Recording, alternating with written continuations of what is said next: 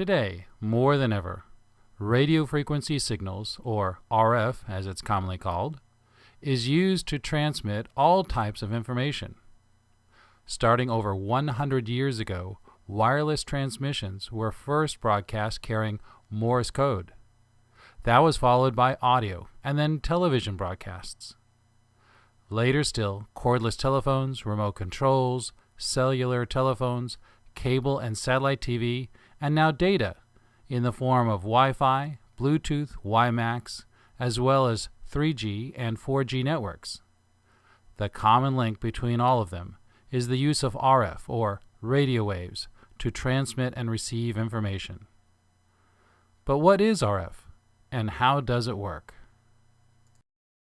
Radio frequency signals are made up of electric and magnetic waves. Thus, they are referred to as electromagnetic waves.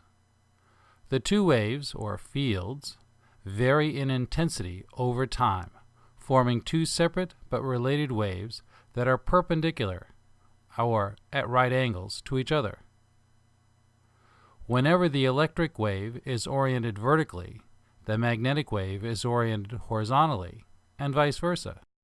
Because the electromagnetic waves have a distinct orientation, they are said to be polarized. The polarity of an RF signal can be horizontal, vertical, or even circular.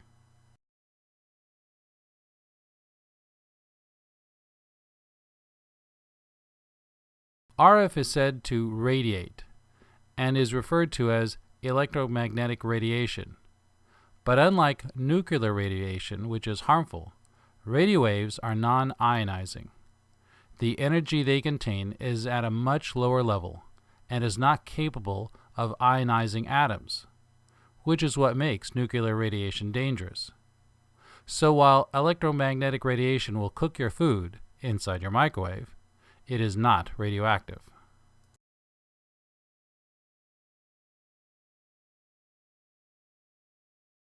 How quickly the electric and magnetic fields vary in intensity, or oscillate, determines their frequency.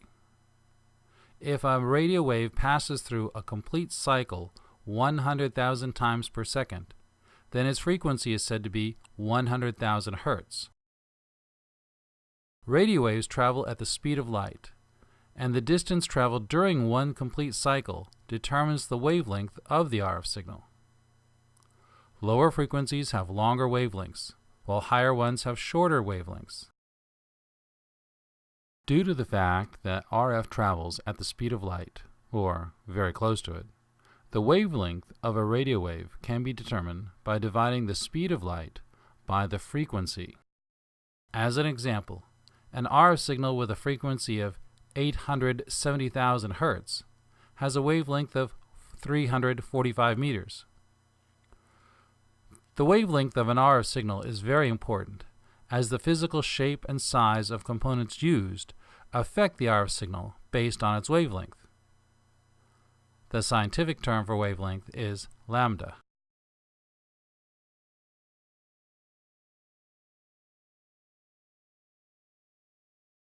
Antennas emit and/or absorb radio waves. Based on their structure, they can shape and focus RF waves, providing gain or amplification to the signal. The antenna, its apertures or elements, must match the wavelength to efficiently pass the radio waves through it. The better the match, the higher the efficiency. There are many different designs for antennas, from a simple wire hung between two trees to a broadcast antenna that weighs several tons and costs $250,000. Some are as tall as towers, and others fit inside your cell phone. Their shape and size all depend on the wavelength used and the purpose of the antenna.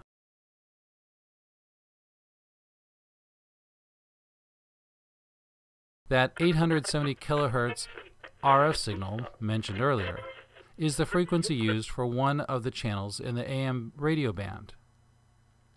In order to broadcast this signal, an antenna is required of the correct size for the frequency's wavelength.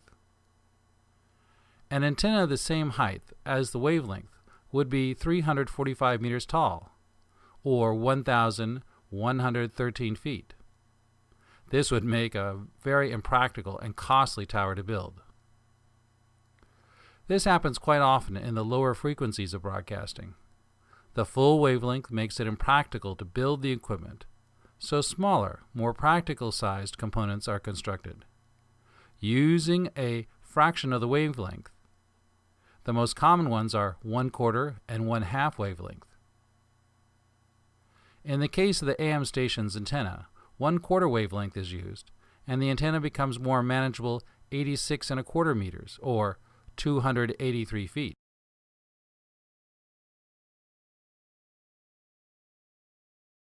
Many antennas are placed on top of or on the side of a tower, but for AM stations, the required height is so great that the tower becomes the antenna. Of course, higher frequencies have smaller wavelengths, and it becomes easier to make components for these frequencies. For example, an RF signal with a frequency of 23 gigahertz has a wavelength of just 13 millimeters, or just over half an inch.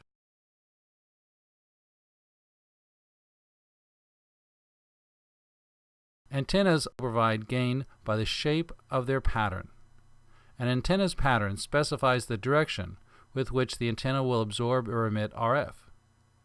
These are called directional antennas, and a wide range of patterns of coverage are available. Directional antennas are used for both transmitting and receiving RF. Transmitting from a directional antenna saves power and reduces interference by covering only the desired areas with the RF signal and reducing or eliminating the RF in undesired areas.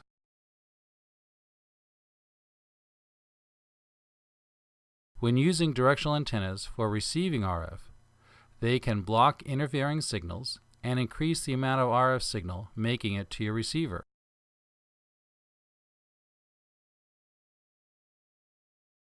At an AM radio transmitter site, you may see more than one tower. The multiple towers are lined up in a row and together make up a single antenna for the AM station. The multiple antennas function to aim the transmission of the station's signal in a particular direction, such as towards a nearby city. This makes it a directional AM station. Radio waves are thought of in one of two different forms, either as waves or as particles. Which one depends on what scientific principle you're trying to prove.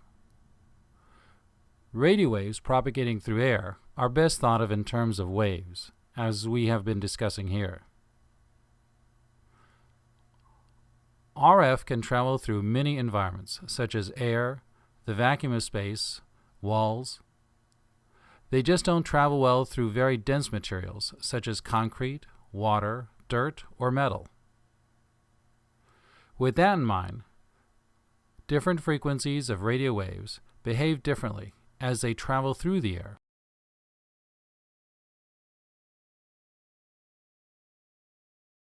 Surface waves, also called ground waves, are in effect for AM broadcasting. This is where the radio waves follow the curvature of the Earth and are capable of traveling great distances. This only works with low-frequency radio waves, up to about 3 megahertz.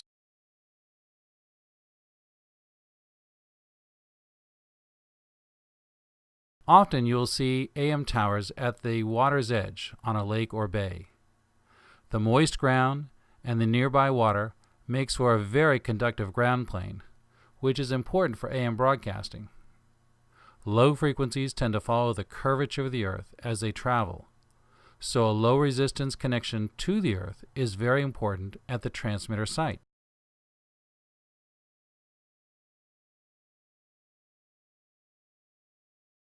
Then there's line of sight, where the RF waves travel in a straight line, and the transmitting and receiving antennas must be able to see each other with no obstacles in the way.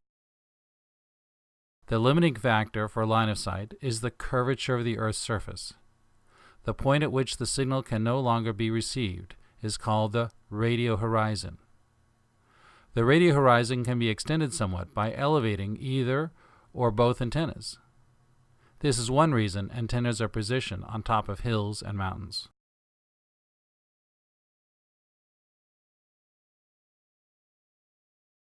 Atmospheric conditions affect the way in which radio waves propagate through the air. Heavy rain can absorb certain high-frequency radio waves because their short wavelengths allow them to be absorbed by large rain droplets. Microwave links in the 23 gigahertz band can fade out totally during times of heavy rain, for example. Certain frequencies of radio waves are capable of bouncing off the ionosphere. This can extend their range by quite a bit. The ionosphere's height is affected by the solar winds, and during the night the solar winds pass around the Earth and pull out on the atmosphere, thus raising the ionosphere.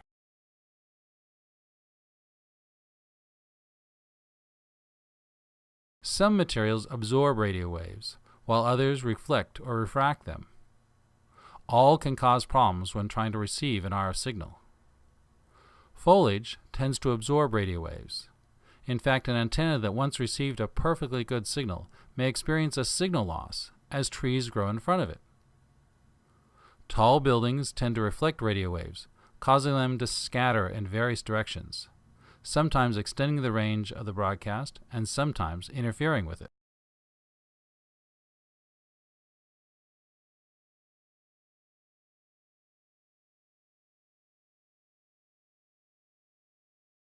Another important factor in the propagation of radio waves is path loss. As a signal moves further from its source, the intensity or signal strength is reduced. In fact, for every doubling of distance traveled, the signal strength is reduced to 1/4. In general, lower frequencies travel further than high frequencies.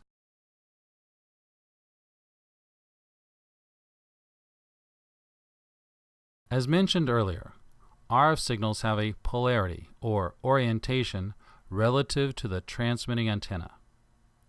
The position of the antenna to the Earth's surface determines the orientation of linearly polarized radio waves. By matching the receive antenna's orientation to the polarity of the transmitted signal, a higher received signal strength will be achieved. When the transmitting and receive antennas are at cross poles, meaning they are of opposite polarities, the received signal is reduced.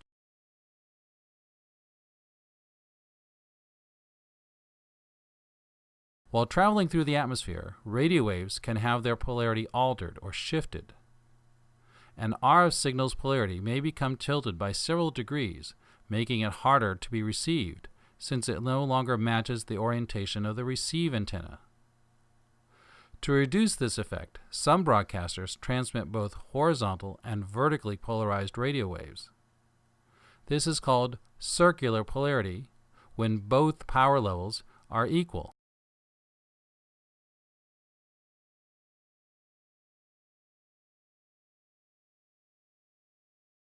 Sometimes it's the desired RF signal itself that causes the interference. A transmitted RF signal can bounce off walls and buildings and reach the receive antenna from a different angle and at a different time compared to the direct signal. This is called multipath interference. Because of the different paths the two signals take, they arrive at different times. Multipath is the cause of many RF reception problems.